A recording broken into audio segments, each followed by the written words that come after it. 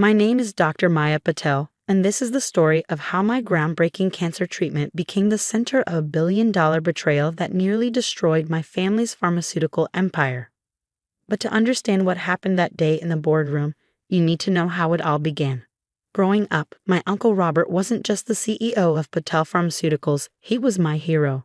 While my father handled the business side as CFO, Uncle Robert was the visionary, the one who turned our small family company into a global pharmaceutical leader. He was also the one who encouraged my love of science, who bought me my first microscope when I was 10, who supported my decision to pursue medical research instead of business school. "The future of this company will be in innovation," he used to say, beaming proudly when I earned my PhD in molecular biology at 26. "Maya will lead us there." That's what made his betrayal so devastating. I spent 5 years developing a revolutionary cancer treatment using targeted nanoparticles. The breakthrough came in my private lab, working late nights after my regular duties as head of research at Patel Pharmaceuticals. The company funded some of my research, but the key innovations, the ones that made it actually work, came from my independent studies. The preliminary results were extraordinary. In trials with terminal patients who had exhausted all other options, 82% showed significant tumor reduction. More importantly, the side effects were minimal compared to traditional chemotherapy. We could target cancer cells with unprecedented precision, sparing healthy tissue almost entirely. But there was a catch. The production method I developed was remarkably cost-effective. Each treatment would cost about $200 to manufacture. Uncle Robert wanted to price it at $850,000 per patient. It's standard industry practice, he argued during our first major disagreement.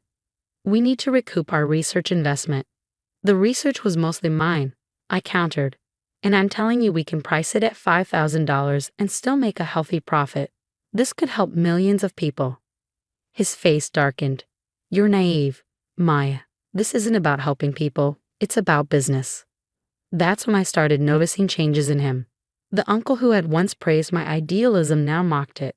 The man who taught me that science should serve humanity began talking only about profit margins and shareholder value. I also started noticing irregularities in the company's research data. Clinical trial results that seemed too perfect. Side effect reports that mysteriously disappeared. When I tried to investigate, I found my access to certain databases restricted. So I began keeping my own records. Every trial result, every lab report, every email, I documented everything. I installed private cameras in my lab and backed up all my research to secure servers. Most importantly, I filed certain key patents under my own name rather than the company's. Uncle Robert noticed. "You seem distracted lately," he mentioned casually one evening as I was working late, spending a lot of time on documentation. "Just being thorough," I replied, not meeting his eyes. "FDA approval requires detailed records." He lingered in my doorway. "You know, Maya, loyalty to family is everything in this business. Your father and I built this company from nothing. We expect the next generation to protect that legacy." The threat was clear, but I pretended not to notice. "Of course, Uncle Robert. That's why I'm being so careful with the research." 2 weeks later, I discovered why he'd been concerned. Hidden in the company's sealed records were disturbing reports. Failed trials covered up, dangerous side effects hidden, research data manipulated to make results look better than they were. My uncle hadn't just been cutting corners, he'd been deliberately falsifying research to rush drugs to market. I gathered my evidence carefully, making sure everything was duplicated and secured. Then I contacted the FDA quietly, requesting a thorough audit of our research protocols. The day before the audit was scheduled, Uncle Robert called an emergency board meeting. As I walked into the boardroom, I knew something was wrong. My father wasn't there, but Uncle Robert's new allies were board members he'd brought in over the past year, all focused on maximizing profits at any cost. "We've discovered a serious breach of company policy," Uncle Robert began, his voice carrying none of the warmth I remember from childhood. "Dr. Patel has been conducting unauthorized research, attempting to steal company patents for personal gain." My heart raced, but years of laboratory work had taught me to keep my hands steady and my face calm. "Furthermore," he continued, "she's been accessing restricted files, violating multiple NDAs. Security will escort her out. All her research and patents now belong to Patel Pharmaceuticals." The board members nodded in approval.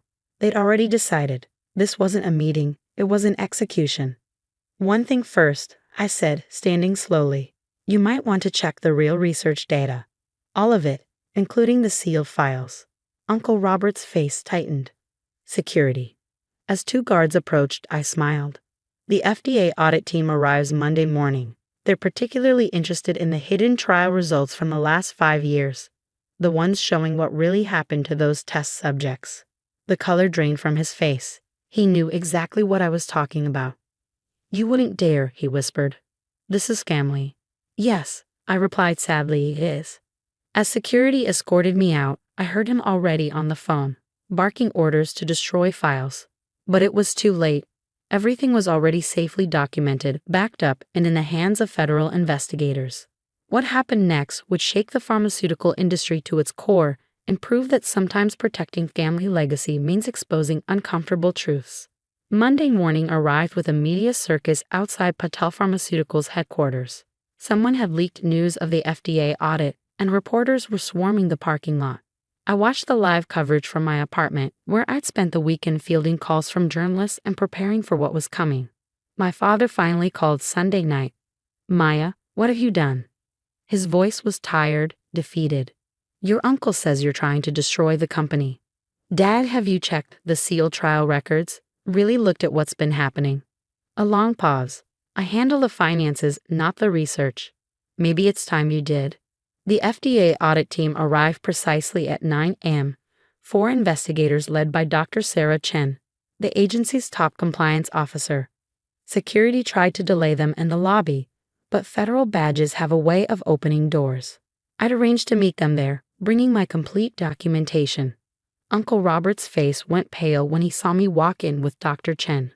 This is a private company matter, he began, but Dr. Chen cut him off. This is a federal investigation into potentially criminal research violations, she stated flatly. Dr. Patel has provided evidence of systematic data falsification and concealment of adverse events in multiple drug trials. We're here to verify these claims. For the next 6 hours, the audit team combed through records, interviewed staff, and compared my documentation with official company files. Despite Uncle Robert's weekend cleanup effort, you can't erase every trace of fraud from interconnected research databases. The truth has a way of leaving fingerprints. My God. My father whispered as he reviewed the evidence. Years of manipulated trial data, hidden deaths, suppressed safety warnings, all in the pursuit of faster approvals and higher profits. Robert, what did you do? Uncle Robert's corporate mask finally cracked. I built this company, he shouted. Everything I did was to make us stronger. These regulations, these price controls, they're killing innovation. Sometimes you have to bend the rules to do what's necessary. Necessary? I stepped forward, holding up a file. Was it necessary to hide the deaths of 18 patients in the Cardiolux trials? To bury reports of liver failure? Those people had families, Uncle Robert. They trusted us. The boardroom fell silent. Dr. Chen's team had heard enough. Within hours, news broke that the FDA was suspending all of Patel Pharmaceuticals' current drug trials pending a full investigation. Our stock price plunged 60% before trading was halted. What followed was a corporate earthquake. The board forced Uncle Robert's immediate resignation. Federal investigators descended on the company, uncovering years of systematic fraud. Class action lawsuits were filed on behalf of patients and families affected by the hidden side effects. But the biggest shock came from my father. After reviewing all the evidence, he called an emergency shareholder meeting. As CFO and majority shareholder, he announced, his voice firm despite his obvious pain, I am appointing Dr. Maya Patel as interim CEO. She alone has demonstrated the integrity and commitment to science that this company was founded on. Uncle Robert exploded from his seat. You can't. She's destroying everything we built. No, my father replied quietly. You did that when you chose profits over people's lives. The transition wasn't smooth. Several board members resigned in protest. Key executives left. But those who stayed helped me rebuild the company with a new foundation. Absolute transparency in research, ethical drug pricing, and a commitment to accessibility. My cancer treatment became our flagship product, priced at $5,000 per course. enough to ensure sustainability while remaining accessible. It quickly became the standard of care worldwide. The lower price point actually increased our total revenue as more hospitals and insurance companies could afford to offer it. Uncle Robert attempted to sue for wrongful termination, claiming I had orchestrated a corporate coup, but faced with overwhelming evidence of his fraud, he ultimately accepted a plea deal with federal prosecutors. The man who had once been my hero went to prison for 8 years. The hardest part was facing him one last time before his sentencing. He had aged decades in just a few months. I just wanted to know why. I said, "You taught me that science was about helping people." He looked away. The world changed, Maya. Big pharma, shareholders, quarterly reports, the pressure to deliver profits corrupts everything it touches. I thought I could control it, direct it toward a greater good. Instead, it controlled me. 1 year later, Patel Pharmaceuticals had transformed. Our new ethical research protocols became an industry standard.